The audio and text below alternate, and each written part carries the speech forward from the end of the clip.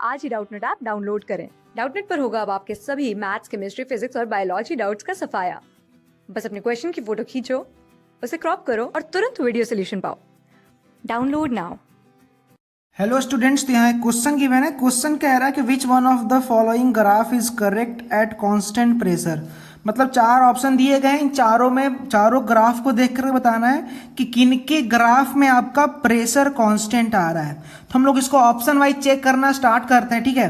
तो पहले हम लोग ए नंबर ऑप्शन को चेक करते हैं। तो ए नंबर ऑप्शन देखिए, यहाँ पे है वॉल्यूम बाई टेम्परेचर का ग्राफ है वर्सेज 1 बाई वॉल्यूम का ग्राफ है। मतलब वाई एक्सिस पे आपका वॉल्यूम बाई टेम्परेचर और एक्स एक्सिस पे है 1 अपॉन वॉल्यूम, मतलब रेसिप्रोकल ऑफ वॉल्यूम।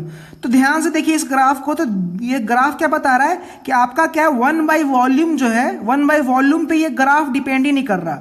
मतलब कि 1 बाई वॉल्यूम को आप कितना भी बढ़ा लो घटा लो, आपका जो वैल्यू आ रहा है वो वैल्यू आपका कांस्टेंट है। मतलब v बाई टी का वैल्यू आपका कांस्टेंट है। चाहे आप 1 बाई वी को कितना भी बढ़ा लो, v बाई टी का जो वैल्यू है आपका कांस्टेंट है।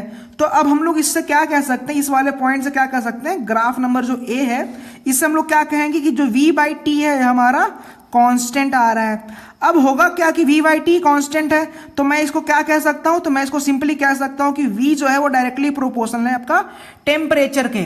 अब ध्यान दीजिएगा, हम लोग आइडियल गैस का इक्वेशन पढ़े हुए हैं। तो आइडियल गैस के इक्वेशन में होता क्या है कि आइडियल गैस के इक्वेशन में आपका पीवी इक्वल टू एनआरटी होता है। अब अगर मैं इस इक्वेशन से बात करूं तो यहां पे v डायरेक्टली प्रोपोर्शनल टेम्परेचर का, और अगर मैं इस इक्वेशन में मैं बात करूं v directly proportional to temperature का, अगर मैं इस इक्वेशन को बोलूं कि v डायरेक्टली प्रोपोर्शनल है टेम्परेचर के, तो इसको कहने के लिए मुझे क्या करना पड़ेगा, तो इसको कहने के लिए मुझे कहना पड़ेगा कि आपका n कांस्टेंट होगा, R जो है वो गैस कांस्टेंट वो भी कांस्टेंट होना चाहिए, और जो P है वो भी कांस्टेंट होना चाहिए। मतलब कि NRP जब कांस्टेंट होगा तभी हम कह सकते हैं आइडियल गैस इक्वेशन में कि वॉल्यूम डायरेक्टली प्रोपोर्शनल है टेम्परेचर के।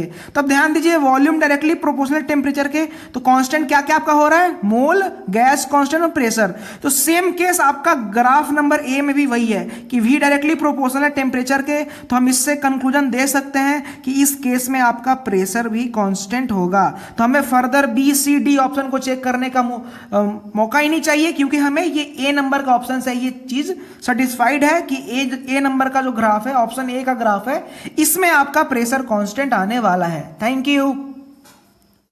क्लास 6 से 12 से लेके नीट, IIT, जेईई मेंस और एडवांस के लेवल तक 10 मिलियन से ज्यादा स्टूडेंट्स का भरोसा। आज ही डाउनलोड करें डाउटनेट ऐप या व्हाट्सएप कीजिए अपने डाउट्स 8400 400 400 पर।